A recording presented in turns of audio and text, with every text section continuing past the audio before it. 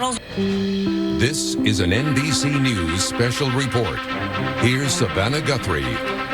Good morning. We have breaking news at this hour. Following a years-long investigation, the president's son, Hunter Biden, has reached a plea agreement with the U.S. Attorney's Office in Delaware. Hunter Biden set to plead guilty to 2 misdemeanor counts of failing to pay his taxes. The prosecutor, as part of the deal, agreeing to recommend probation, no prison time. NBC's Kristen Welker joins us with details behind this plea agreement just filed that appears to wrap up the investigation into Hunter Biden. Kristen, good morning.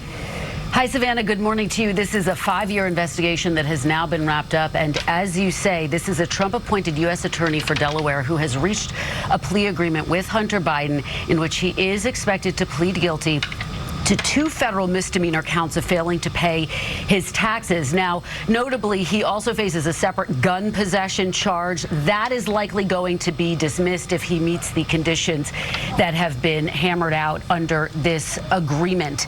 We are getting a statement from the attorney from Hunter Biden who tells NBC News, quote, "With this announcement of 2 agreements between my client, Hunter Biden, and the United States Attorney's Office for the District of Delaware, it is my understanding that the 5-year investigation into Hunter is resolved." Now, taking a step back here, Savannah, what is happening is that Hunter is not being charged with the potentially more serious allegations of potential criminal misconduct, business dealings, scrutiny of his business dealings with Chinese-owned businesses, Ukrainian businesses.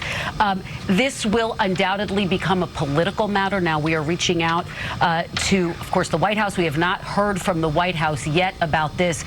President Biden has really not said a whole lot about this. He has argued that he wants to keep distance between himself and, of course, the Justice Department in this investigation. But notably, he did make some very recent comments in an interview with Stephanie Ruhle saying, quote, "My son has done nothing wrong. I trust him." Those comments will undoubtedly come under fresh scrutiny. Now, of course, this does come about a week after former President Trump pled not guilty to 37 counts that he mishandled classified documents. Republicans, the former president, have argued that there are 2 systems of justice here, one for him, one for Democrats. Of course, that is an argument that we have seen both Republicans and Democrats push back against. And the counterpoint that you'll undoubtedly hear in this case from Democrats will be that this is a Trump-appointed U.S. attorney. But again, a lot of scrutiny with this new development. Well, there will be a lot of politics to discuss, but let's stay on this legal agreement that we just got word of. And I want to turn to Ken Delaney, who covers Justice Department for us. So Hunter Biden's attorneys are saying this is essentially a global resolution of this 5-year-long investigation into Hunter Biden that looked at his taxes, this gun charge, but as Kristen referred to, also was scrutinizing business dealings that he had overseas, whether or not he had failed to register as a foreign agent, among other items. Is it your understanding that this investigation looked into those matters and has now concluded there are no charges forthcoming? Good morning, Savannah. I certainly know from my own reporting that the investigation did look into those matters. And I guess the way to put it is we have no reason to doubt the on-the-record statement from Mr. Biden's attorneys that this resolution concludes the inquiry. As you know, NBC News reported that Hunter Biden received some $11 million from 2013 through 2018 for his work with a Ukrainian firm and a Chinese business person. And that work and some other issues are now the subject of investigations by congressional Republicans. But we also know that the Justice Department took a look at those issues. And if Hunter Biden's attorneys are to be believed, found no evidence of wrongdoing. And in fact, NBC News had previously reported that there was a felony tax charge on the table under consideration related to the improper use of a business expense. Obviously, the DOJ has decided not to bring that charge as part of this agreement, which is significant. That was the only felony tax charge we were aware of. And so what you have here are 2 misdemeanor charges about willful failure to pay taxes. And as Kristen said, this gun possession charge, possession of a gun by a user not entitled to possess one, which Mr. Biden is admitting to the facts of that charge, but will be entering a deferred adjudication, and that will be wiped off his record. So a significant legal victory for Mr. Biden in the sense that there's no jail time called for here, but at the same time, an admission of wrongdoing, even when, as Kristen said, his father has said very recently that his son did nothing wrong. So he is admitting to a crime here, but not a felony. It's a guilty plea to a misdemeanor, 2 misdemeanor counts, and as mentioned on the gun charge, which has to do with the paperwork you file when you try to purchase a gun, he was accused of falsifying that by not acknowledging a problem with addiction. Let me turn to Danny Savalos. Danny, you've seen many plea agreements. This one will come under close scrutiny, of course, because it regards the president's son, and now he's been given a plea agreement that allows him to plead guilty to misdemeanors only, in which the prosecutor reportedly will only ask for probation, not jail time. This is a Trump-appointed prosecutor who stayed on in the next administration. Is this in line with what you might see in the garden variety case where you don't have a famous defendant?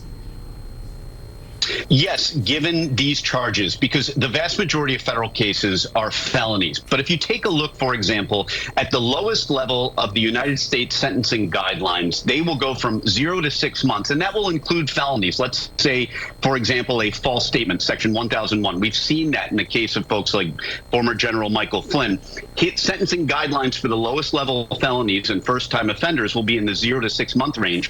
So you can reasonably expect probation. So if you're talking about federal misdemeanors, which candidly are pretty rare in the federal system, then it isn't unreasonable to expect you might be able to get a pretrial diversionary program. However, I have to stress that statistically, since the vast majority of federal cases are felonies and the sentencing guidelines can be pretty draconian, and that's a defense attorney talking, that most of the time you don't see a lot of pretrial diversion cases, this one free bite of the apple, straight probation in federal court. You see a lot more of incarcerative sentences where people are going to prison. But again, in misdemeanor land, it is reasonable to expect a straight probation or even a pretrial diversion sentence if you did what this defendant did, which it appears that he raced to plead guilty, raced to negotiate his guilty plea. That's the situation where you will get federal prosecutors on your side recommending the same thing the defense is here. Yeah, and Danny, let me ask you, another aspect of this is Hunter Biden paid back those taxes, I believe, a year ago. Now, technically speaking, you can still be charged with the crime even if you pay it back. It's like if you rob a bank and you return the money, you can still be charged with robbing the bank. But do you think as a practical matter that might have affected the prosecutor's decision to not seek a felony charge in this matter? It absolutely makes a difference. And this is the kind of thing in federal practice. Oftentimes, a defense attorney isn't looking to win an acquittal at a trial. More often, you're trying to give your client the softest landing possible. And you have to be creative. And for example, you approach the government and say, look, there is a harm here. We can repay some of that. That doesn't exonerate the client, but it is something to be considered as we work towards a resolution that both sides can live with, that the government feels comfortable with, and that the defendant can live with. But that really is the gold standard for negotiating a plea agreement, is anything that keeps your client out of the Bureau of Prisons. And indeed, it seems that is the agreement that has been reached now between the federal prosecutor looking into this case since 2018, a Trump appointee, David Weiss, who has made a deal with Hunter Biden, the president's son. The president's son, Hunter, will plead guilty to 2 misdemeanor counts of failing to pay taxes. On a gun charge, he is going to be entered into pretrial diversion, which will result in no prison time if conditions are met. We'll have more on Nightly News. We'll return most of you to Today.